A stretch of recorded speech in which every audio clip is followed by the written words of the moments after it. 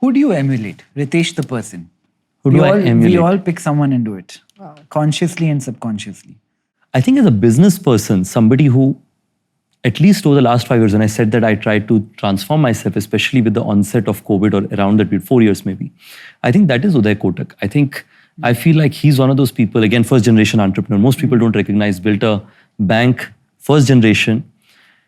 He's king of delaying gratification. Yeah, and you sit with him in the room, there is a sense of calm, right? Like, and every time he begins in classic Gujarati saying, "Paise aa gaye, sab account mein rakh liya, sab abhi theek chal raha hai." So there's just a sense of when you begin the discussions with him, there's a sense of like the world may be burning.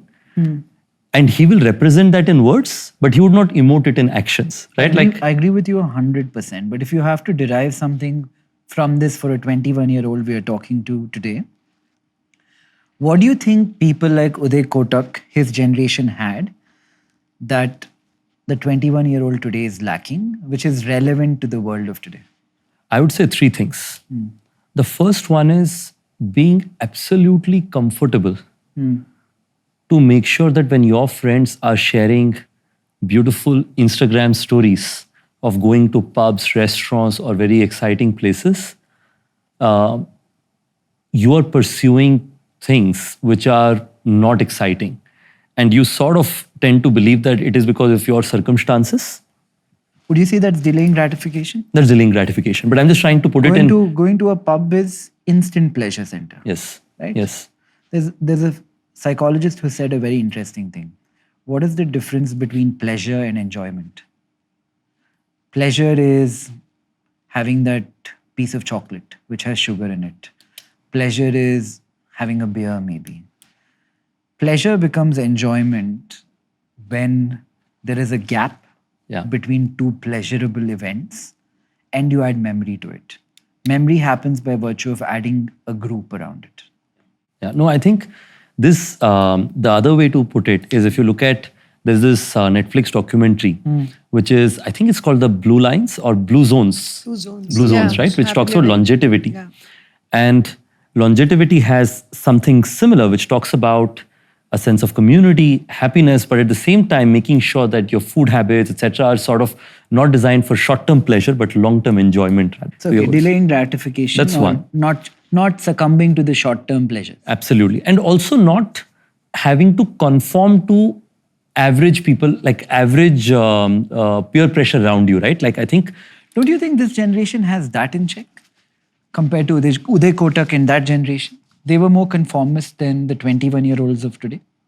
I think the 21-year-olds have, if I were to reverse the word of conformity, peer pressure to look the best on social media, to make sure they dress the best, to make sure that they have the best number of posts, to make sure they have the most number of likes. So you would say social pressure. Social pressure. That's probably a better word to it. But I think to avoid it to significant extent is a very critical thing because that pressure is so high and so noisy today that it can end up pushing you towards doing things with no patience. With no patience. Underlined.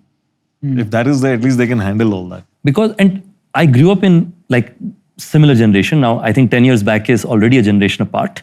Yeah. But I think 10 years back, when I was growing up, people around me would look at me and say that this guy's a doc, right? Like absolute doc. Studying all the time, doing business. Who does this when they are 19? And if you get bothered by it, you will lose, in my view, the number one thing that it takes to get an entrepreneurial success or any success, which is perseverance, like being at it for long periods of time. Because there are so many reasons to give up, no? Right? You should not get one layer under your skin. So for example, like I told one of my friends ki, मतलब मेरा बरसाती यहाँ पे है, इस metro station से उतर करके ऑटो में आ जाना. बरसाती यहाँ पर? In Delhi, Barsati is like a thatched roof room at the top of a house. So that's where I used to live when I first moved. Like most people who move to Delhi live there. So, but I had never told him that it's a Barsati because you don't tell it in normal conversation. I just said, मेरा घर जो है यहाँ पर है, आप इस metro station. तो he said, मुझे ऑटो में आना पड़ेगा, तुम्हारी गाड़ी नहीं है. Right? Like a usual kid. This was a wealthy kid. There were some kids I was friends with, not. When I was starting my business in Delhi, a usual kid would have gotten so bothered that they would have stopped calling people to meet themselves. But for me, it was very comfortable. I was very okay with saying that people will say this to me.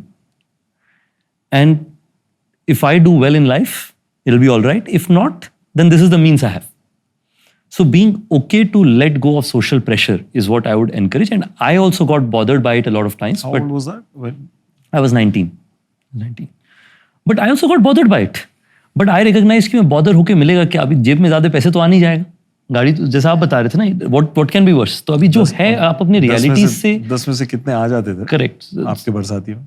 फिर अपने entrepreneur जनता तो सब आ जाती थी. Okay. फिर उसके बाद मैंने अपना वो कहते हैं ना कि मतलब अगर आपकी व्हीकल में प्रॉब्लम है तो आप रास्ता बदल दीजिए. तो हमने वो रास्ता पकड़ लिया जिसमें चलते हुए लोग ज्यादा मिल जाते. तो वो एंटरप्रेन्योर्स मिले. They were similar rebels without a cause. So सबसे दोस्ती बन गई. So, Uday Kotak, you said So first is delay gratification. delayed gratification. Second is not social Let me pressure. put it as indifference is the new cool. Indifference is the new cool. Absolutely. And the third one is, I think, a sense of humility. And humility in decisions which can be very large. So for example, nowadays when I meet young Do you entrepreneurs... think humility is counterintuitive to self-confidence, which we established is a prerequisite for someone looking to start up? No, I think they are independent, strong characteristics. I think you Can can you be... be self-confident and humble? Yes, you can be self-confident. Give me and a humble. for instance. So, self-confident would mean that I can build OYO into an incredible success. Humble is, it's the first time I'm building a hotel business. So, I don't know what will go in this journey, but I will figure it out. So, I think at least that's my view. But to the third point... Will you add to the end of that line? Can you help me? His point of no ego, willing to bend your back? Absolutely, absolutely. And I'll explain an example with Uday Kotak's example, right? He built a fantastic franchise in his previous avatar before the bank. And he started a bill discounting business, if I correct. remember it right. He was okay to add the Mahindra name to the bank, right? He had built a big business. He didn't need to do it. Yeah. But he was okay to do it. Nowadays, when I meet entrepreneurs who have just started the business, not all, like 90% of them, like I'm surprised young entrepreneurs can be so bright and they have all these characteristics. But there's some people who have this sense of saying that, a sense of superiority, that I have done so much already. I think for people in that generation like him, like Narayan Murthy and various others, they built incredible businesses, but we're still able to accept that. But in comparison, I'm still a rounding error and I have to do a lot more. And I think that was that humility that allowed them to become, a bigger version of themselves consistently. Hi, I'm Nikhil Kamath. I'd love to know what you thought of the episode. Comment, like and subscribe, and thank you for watching.